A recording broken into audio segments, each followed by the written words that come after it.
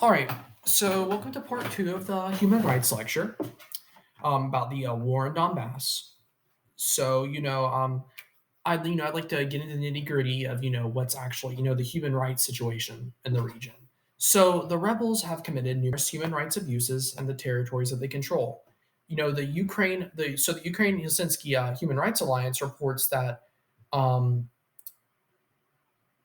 it reports that 71% of civilians and 68% of Ukrainian servicemen that were captured by the LPR and the DPR, they were subjected to torture. And in when they were interviewed, they reported a widespread practice of beatings and staging mock executions. They also talked about how civilians were frequently kidnapped, and they were kidnapped with the purpose of receiving a ransom or trying to get their property. So the treatment of these people under, by the DPR and the LPR, it comes into conflict with the UN Universal Declaration of Human Rights, which states that no one shall be subjected to torture, cruel, inhuman, or degrading treatment or punishment. So, like those that torture by the DPR and the LPR, that's an example of an overt, it comes into conflict with the UN Declaration of Human Rights, and therefore it's a human rights abuse. Another human rights abuse I'd like to talk about by the DPR and the LPR is the use of landmines. So the UN Office of Disarmament Affairs reports that landmines restrict the movement of people and humanitarian aid, and they make land unsuitable for cultivation. And they also deny citizens access to water, food, care, and trade.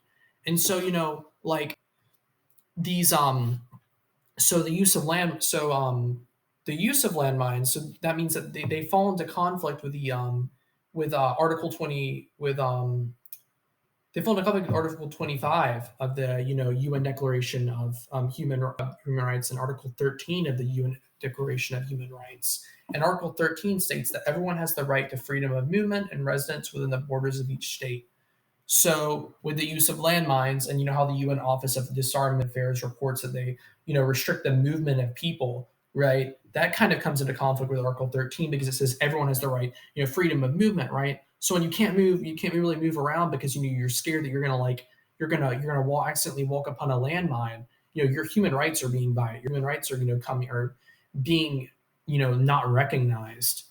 And the it also comes into conflict with Article 25 because Article 25 of the UN Declaration of Human Rights states that everyone has the right to a standard of living adequate for the health and well-being of himself and of his family, including food, clothing, housing, and medical care and necessary social services, and the right to security in the event of unemployment, sickness, disability, widowhood, old age, or other lack of livelihood in circumstances beyond his control.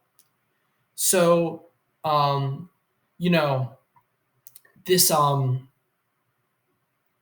so this just this demonstrates that these the use of landmines, right, by the LPR and the DPR. This is an example, another example of them violating human rights, because the things that they're doing, the purpose of landmines, they come into conflict directly with Article 13 and Article 25 of the UN Human Rights Declaration. So additionally, we can talk about, despite, in addition to the things that the DPR and the LPR are doing directly to citizens, we can talk about how just war itself is depriving citizens of vital human rights. So so the UN Office for Coordination of Humanitarian Affairs writes that in the region, food needs are in high priority because of the devastation of war. And this comes into conflict. This Article 25, which as I mentioned before, states that humans have the right to food. And this is the deprivation of food because of the war means that their human right causes that deprives them of that human right. And it also, the UN Office also of Coordination of Humanitarian Affairs also states that life-saving medicines are in short supply in the region because of the war. And this also comes into conflict with Article 25, which states that humans have the right to medicine as well.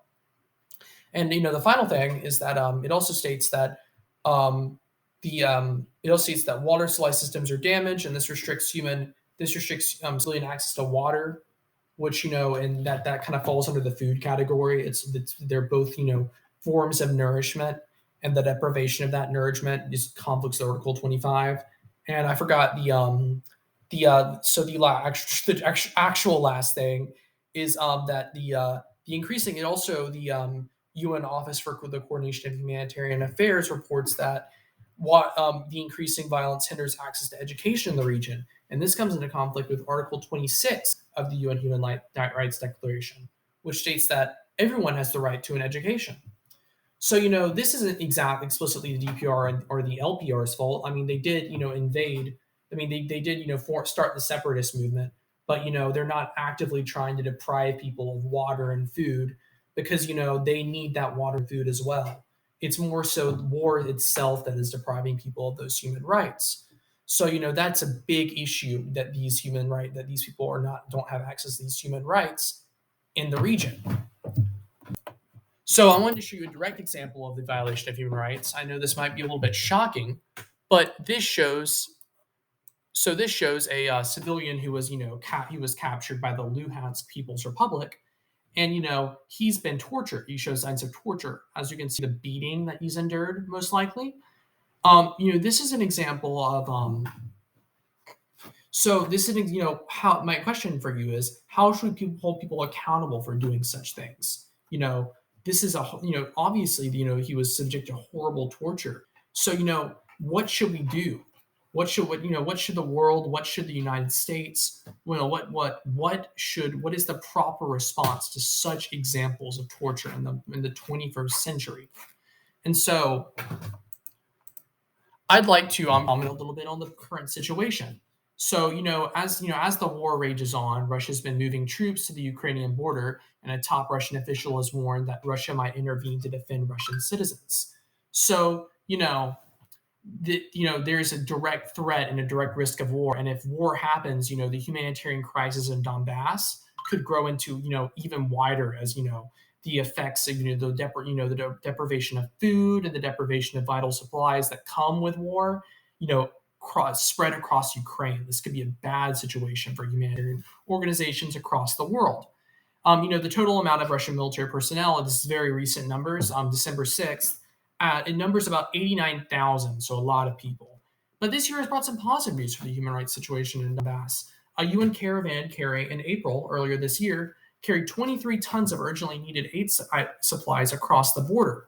And, they weren't interfered with as previously had happened. Usually, the DPR and the LPR had, been very suspicious about the aid caravans and had turned them away, thinking they might, contain things, they might, have outside aggressors. But, they were let through unfettered, and this is good news. Their humanitarian supplies are reaching, the people who need them in the region. And so, some final words. My question, a big theme in the 20th and 21st centuries has been the use of proxies to avoid culpability for war crimes, and also, fight wars, that you don't have to directly fight on. You can avoid an international response. So, Russia's use of the LPR, the DPR, and their funding and providing of manpower to them, that's the use of a proxy. And, they've committed, so Russia's, they haven't directly committed the human rights abuses, but they are funding organizations they're providing support to them. And, this is kind of similar to how the U.S. funded the Contras, who committed human rights violations, and they committed human rights violations, and the U.S. still funded them, right? So this is kind of a common theme. If you look across history, you look across the 20th and 21st century histories, is the use of such things to avoid culpability. But the question is how should we hold people accountable for human rights abuses committed through proxies that they fund? My question to the class is, what should we do? How can we punish countries? We put some sanctions on Russia. But we haven't, done anything serious. We haven't really done anything severe, right? So, it would be obviously different if Russia was out committing these, atrocities, right? So what is the proper response? What should the U.S. do? As I asked this earlier, what should the U.S. do? What should the world do? That's my question to you. How should we respond to the violation of human rights, the violations of human rights committed by foreign powers? How should we do that? And a final question I'd like to ask is, in what ways can we work on improving human rights in war-torn areas? You saw how, you saw how he provided, like, the you saw the UN office, you saw the, you saw the UN Office for Coordination of Humanitarian Affairs and how it, works to provide aid to people who are suffering in the region. But, like, what ways can you get involved? What ways can, the US get involved? How can we help these suffering citizens, these suffering innocent citizens who are, being deprived of things like food and water and, education because of the effects of this war? And so this brings me to my assignment of the week for you guys, and I'll leave it with you guys here. Just follow the prompt, scan the QR code, and choose an organization to not actually volunteer, but volunteer for, and answer the question. You can screenshot this slide if you want to. And this is the end of the lecture. It was a lecture. I hope you learned valuable information from this.